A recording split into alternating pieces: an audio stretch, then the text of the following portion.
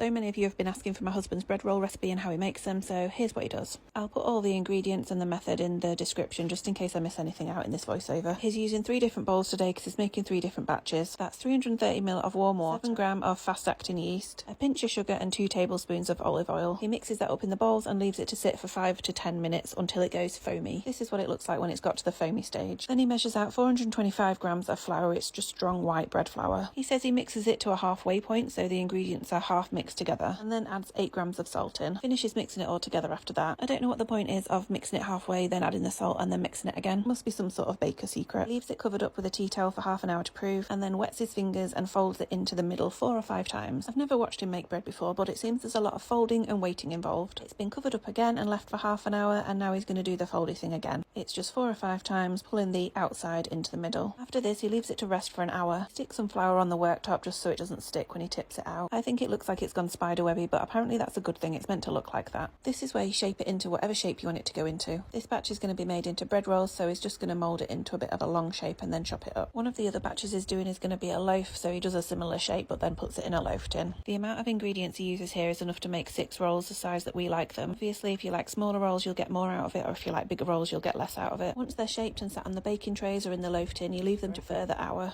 The bread rolls get baked at 200 degrees for 15 to 17 minutes, depending if you want them crusty. These ones had 15 minutes in the oven, so they're a bit softer. If you're doing a loaf, that needs 25 minutes at 200 degrees, and it has to be in the centre of the oven. They keep well in the bread bin if we know we're going to be using them for dinners in the next couple of days, but we do tend to freeze most of them and take them out as we need them.